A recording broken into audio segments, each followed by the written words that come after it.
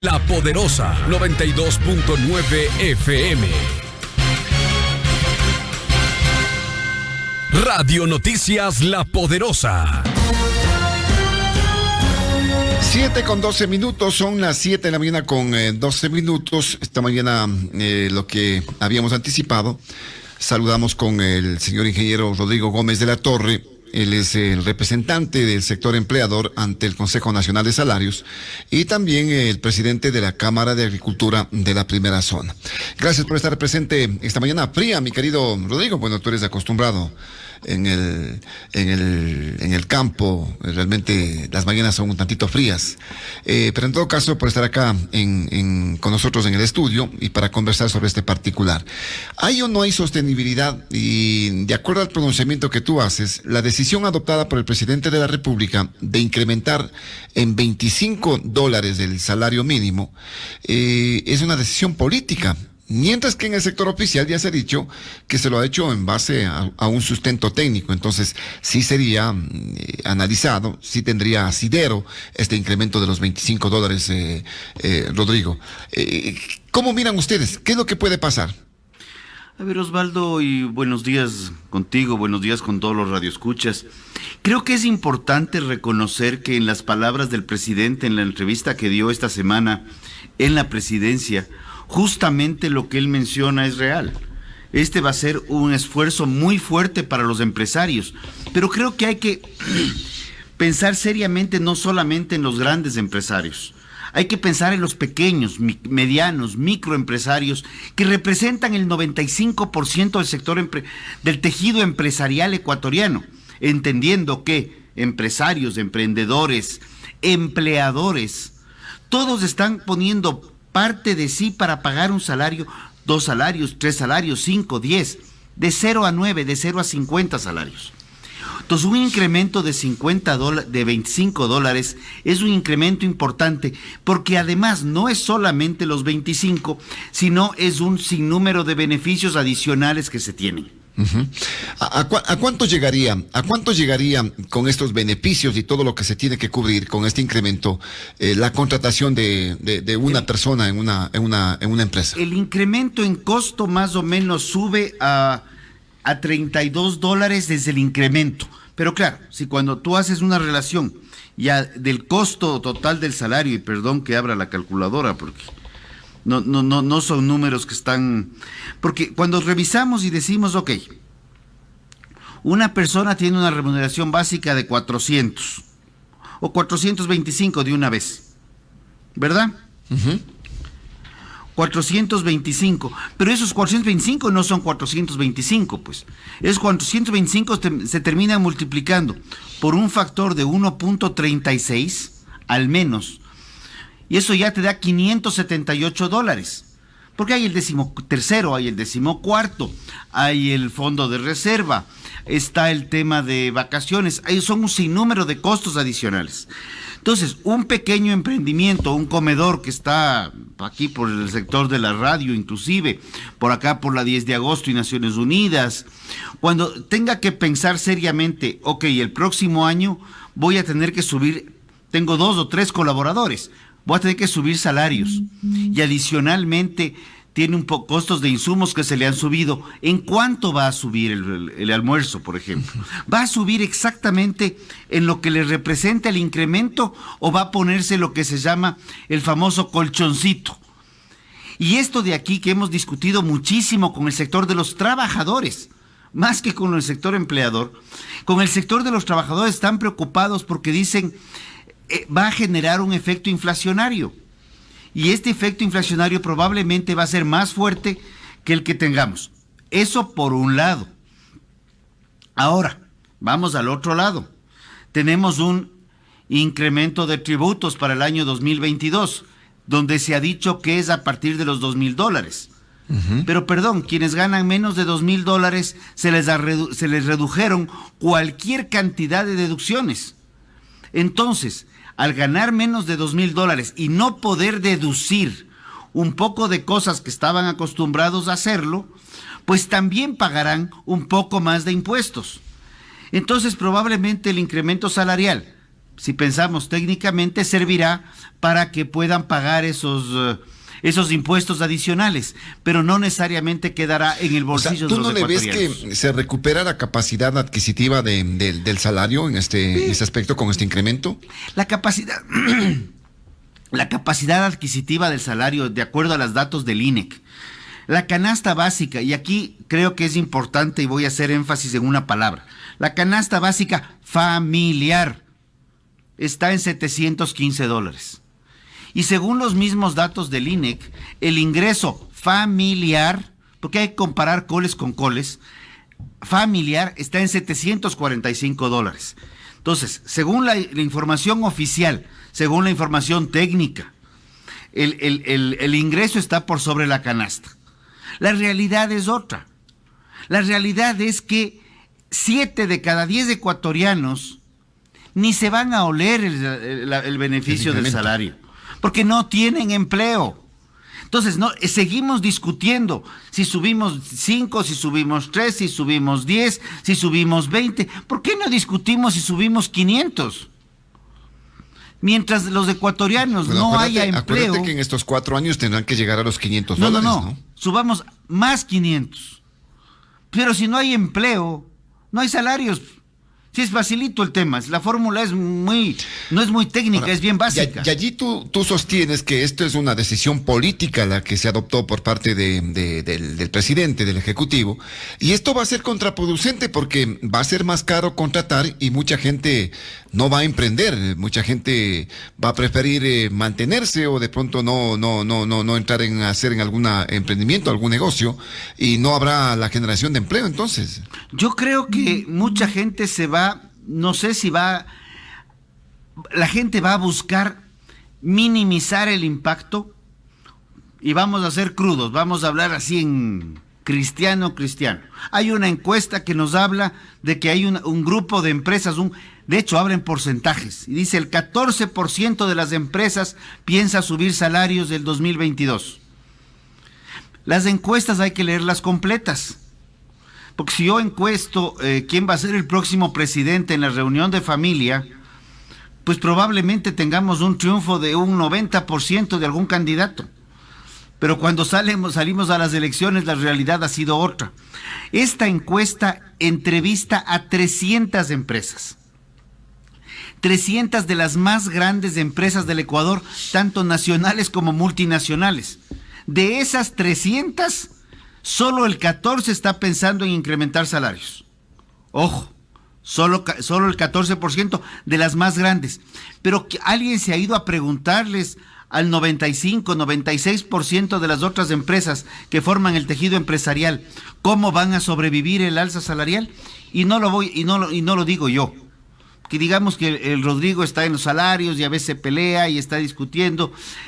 Que yo represento. Pero cuando te pones a analizar analistas, te pones a escuchar a analistas económicos, como un Augusto de la Torre, y hace días atrás dio una entrevista muy interesante que decía, las empresas pequeñas, las micro, las medianas, están recién tratando de sacar la cabeza de debajo del agua con el tema de la pandemia.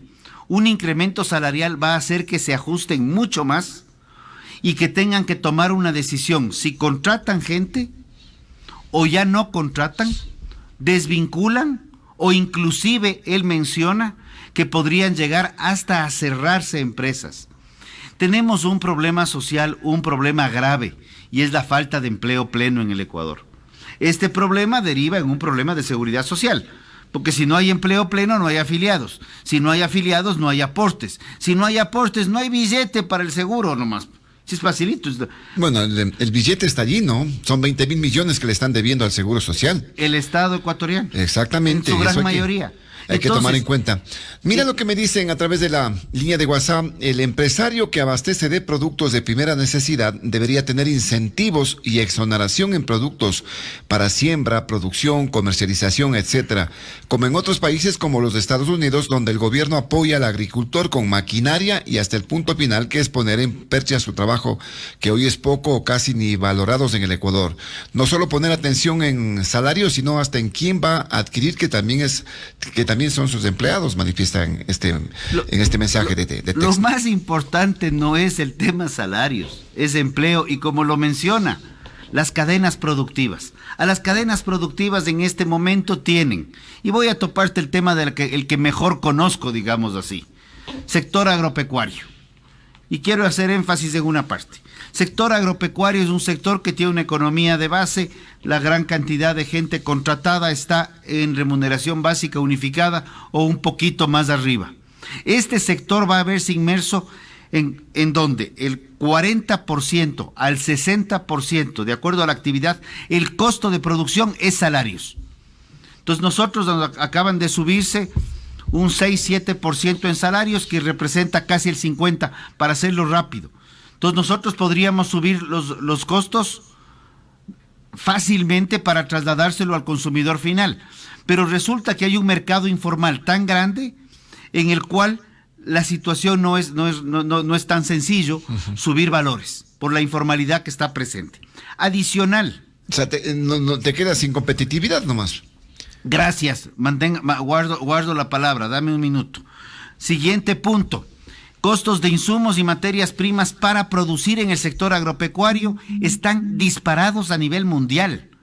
Adicional del costo del transporte para traer esos insumos, porque tenemos un problema logístico para importar cosas. Las navieras están saturadas. Súmale el otro tema. El sector agroexportador está complicado porque no sabe cómo sacar esos productos, porque no hay transporte. Y de hecho hay cerca de 15,000 toneladas de cacao que están represadas, de igual manera en banano, igual manera en camarón, igual manera en otros productos. Generadores de empleo hacia atrás. Pero te remato el tema. El Estado nos dice que necesita presupuesto y que necesita más billete y que no puede reducir el tamaño del Estado. Nosotros le hemos dicho, reduzcamos por donde hay que reducir. A veces cuando uno está gordito, hay las llantas, pues esas llantas hay que bajarles, pero el músculo del brazo a veces se requiere. En este caso, Agrocalidad, la Agencia de Regulación y Control Zoo y Fitosanitario, controla la sanidad de los animales, controla la sanidad vegetal y controla la inocuidad de los alimentos, que el alimento esté idóneo y apto para el consumo. Esta agencia está siendo ahorcada en presupuesto, y esta agencia, que es la que maneja lo que es sanidad animal, sanidad vegetal e inocuidad de los alimentos al interior del Ecuador, pero también es la que pone la firma y la certificación para que los productos del Ecuador, más Ecuador en el mundo, salgan, resulta que está sin presupuesto. Entonces le decimos al gobierno, señor gobierno, señor presidente, señores ministros, comenzando con el del billete, pues el ministro del billete es el ministro Cueva. Señor ministro Cueva, bájele presupuesto a alguna agencia, bájele presupuesto a alguna institución que si desaparece probablemente ni nos enteramos. Pero póngale billete a Agrocalidad, póngale billete a quien realmente genera la regulación y control para la riqueza del Ecuador. De las prioridades, pues, Rodrigo. Ahí vienen las que prioridades. Estamos señalando en este caso. Con todo el respeto. Para manejar el tema claro, lógicamente, del Estado, del gobierno. Las prioridades que se están señalando en este aspecto. Entonces, tú le ves que el golpe no va a ser directamente para las grandes empresas que sí pueden asumir estos $25, pero esto significaría que un porcentaje bastante mínimo, estás hablando de 14%, de 70%. De las 300 grandes empresas. Eso es interesantísimo. O sea, de las 300 grandes empresas, solamente el 14% está pensando en subir salarios, que ya dejó de pensar. Ahora va a subir, aunque todavía falta que el ministro convoque a la sesión. Pero cuando tú ves el concierto general de la economía, tú tienes que darte cuenta que hay que precautelar la integridad del Ecuador. Y la integridad del Ecuador en términos sanitarios refleja lo que es la producción ecuatoriana y eso es agrocalidad. Yo creo mira, que este sí es un llamado Rodrigo, importante. para estos sectores que, en este caso, estas grandes empresas, es factible, pues, en ese sentido. Mira lo que nos dicen acá, licenciado Morocho, este mensaje para el entrevistado. No sé por qué se ponen, dice, no sé por qué se oponen no sé por qué se ponen a sufrir por el alza salarial. Más bien lo que deberían hacer todos los empresarios es abonar para que el gobierno les baje los intereses para créditos y de la misma manera les bajen los productos que les proveen a cada empresario, situación que no lo hacen y no está sufriendo todos los años. Lo de siempre de que suben los salarios y que por eso se van a encarecer la situación del empleo. Y la última, ¿cuánto ganaron las grandes cadenas de supermercados? Tuvieron ganancias en pandemia a costa del pueblo y ahí no dijeron absolutamente nada. Es lo que se está manifestando. Estamos tasas hablando, de interés, pero de lo que vimos de las tasas de interés, cómo se están manejando, medio punto les están bajando, pero, medio punto en la tasa de interés, de acuerdo Osvaldo, a los del Banco Central. Hemos conversado contigo, hemos conversado con la prensa muchas veces y hemos hablado de la depuración tributaria, que se bajen impuestos innecesarios, que desaparezcan muchos impuestos, impuesto a la salida de divisas. ¿Y qué pasó? La ley tributaria subió impuestos. Entonces, ahí tenemos lo que dice el señor. Nosotros estamos peleando permanentemente. Tributos, tasas de interés, tramitología. El costo de hacer los trámites en el Ecuador es absurdo. No es lógico que uno se pase haciendo trámites y en pandemia más o menos se destrabaron algunas cosas que pasaron a hacerse de manera telemática, de manera a través de redes, a través de páginas web. Y ahorita parecería que estamos retrocediendo 20 años porque otra vez están pidiendo las cédulas y un pocotón de disparates cuando ya habíamos avanzado en eso. Parecería que la burocracia... Y creo que hay una burocracia buena, pero también creo que hay una burocracia que debe ser, no sé, diluida, retirada, disminuida, que está viendo cómo justifica su cargo a través de generar complicaciones, no al grande empresario, al grande, al mediano, al pequeño, al señor de... Tú estabas hablando hace pocos minutos atrás con el concejal de Quito, con el concejal Ceballos. Uh-huh. Pues trata de sacar una LUAE, la licencia única de actividad económica, trata de montarte un negocio en Quito, un pequeño comedor. ¿No? Es complicadísimo. Es tarea de machos. Uh-huh. Por esa razón es que la formalidad en las ciudades se va perdiendo. No sé cuántos, 25. Trata de sacar un permiso de construcción para las viviendas. Es terrible. 20, 30 permisos y todos son... Váyase de aquí, váyase para allá, regrese el lunes, regrese el miércoles. Uy, qué pena, no está el que firma, se fue de vacaciones. Por el amor de Dios, necesitamos un cambio aquí arriba, un cambio de mentalidad. Necesitamos una situación ya de pensar que el mundo ha cambiado, que el Ecuador está en un proceso de cambio y invitamos a este proceso de cambio a todos los actores de la economía, desde el Estado.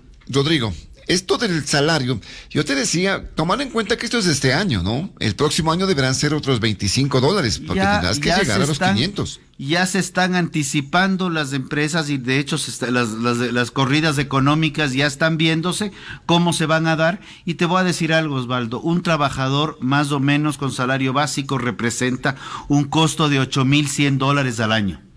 ¿Ya? Un trabajador, $8,100 al año. Con los $425. Con los $425. Cuando tú te pones a trabajar y ya las empresas que tienen capacidad crediticia comienzan a analizar y dicen, ok, tengo una planilla de 100 trabajadores. Son 100, 8,000, $800,000. Este equipo informático, este equipo tecnológico, este nuevo sistema de tecnología... Revolución Industrial 4.0, 5.0, me puede costar $30,000, pero esto me merma la planilla en 10 o 15 trabajadores. Las empresas ya lo están pensando y ya lo vienen haciendo. Y la inversión de ese equipo de $30, $50,000, no importa, es para 3, 4, 5 años al menos. Entonces estamos viviendo un mundo que está cambiando. Y tenemos que pensar que si no cambiamos ese documento que les llamamos Código de Trabajo, que es un documento que casi escrito con picapedreros. Porque... A eso nos íbamos, Rodrigo. Sí, no, tenemos que cambiar el código. El tema del Código de Trabajo será, digamos, la nueva situación que tiene que generarse en este caso. Pero ¿qué debería contener? Ahí la situación va a ser complicada. 4 puntos. Yo comenzaría con 4 puntos. Jornadas laborales completamente flexibles, respetando las 40 horas a la semana. Jornadas laborales completamente flexibles, en base a un acuerdo del trabajador y empleador. Segundo. Eso ya lo tienes, ¿no? ¿No? Eso es parte de lo que tiene que contener el código. Segundo, necesitamos tener que la estabilidad laboral sea por eficacia y eficiencia. Definitivamente no por decreto, porque los costos de desvinculación ahuyentan la contratación. Tercero, tenemos que pensar seriamente en modificar la forma de la jubilación patronal para que esto sea un aporte permanente desde el día 1 sin necesariamente tener que esperar 20 años con el mismo empleador. Cuarto punto, que el salario sea definido en unas reglas un poco más amplias, sustentadas en producción y productividad, y no solamente por decreto, porque esta discusión de que si se eleva 3, si se eleva 5, 10, 20, 30, 50, no tiene ningún sentido. El salario se lo paga a través de producción y productividad. El salario no se paga porque el clima esté bueno o esté malo. Eso es al revés. Tenemos que ser un poco más pragmáticos en las normas laborales, pensando en el desarrollo del país. Y recuerdo, Osvaldo, y con esto termino, algún momento en la radio contigo llamó alguien y me acuerdo que dijo: necesitamos unas reglas laborales como las norteamericanas, porque en Estados Unidos los trabajadores van en F-150 al trabajo. Y ¿te acuerdas? Ya te estoy viendo la cara, ya te estás acordando de eso. Yo le dije: yo estoy completamente de acuerdo con usted, señor. Yo también quiero eso. Donde el empleador le diga al trabajador: trabajas por horas y hasta el día que trabajaste, yo te estiro la mano y te doy las gracias y te pago lo que correspondía de ese día, y se acabó el tema. El trabajo por horas es una realidad en el mundo entero y debería ser algo que se debería destrabar en el Ecuador para generar fuentes de empleo. Rodrigo, muchísimas gracias. Ya seguiremos conversando sobre este tema porque esto de la ley laboral se viene ya para el próximo año. Ya van a socializar, ¿no? El gobierno dice que va a socializar la propuesta y veamos lo que pasa en ese aspecto, cuando ya inclusive el sector de los trabajadores centrales sindicales están evidenciando su desacuerdo y ellos están planteando también una reforma, pero desde el punto de vista que plantean los trabajadores. Ya tendremos chance de conversar. Rodrigo, por ahora, muchas gracias. Queda grabado el día de hoy en cinta tu sonrisa pícara con lo que te decía. Qué gusto verte, Osvaldo. Por la Ford 150 nomás te digo, por la Ford 150. Bueno, gracias al ingeniero Rodrigo Gómez de la Torre, que es el presidente de la Cámara de Agricultura de la Primera Zona y también el representante del sector empleador ante el Consejo Nacional de Trabajo y Salarios aquí en Radio Noticias La Poderosa. 7:35, a la pausa, ya volvemos.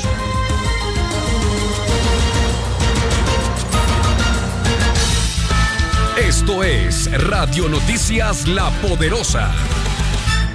En La Poderosa. Inicio de espacio publicitario. RMM viste de moda esta Navidad al mejor precio. Por eso, este viernes 17 de diciembre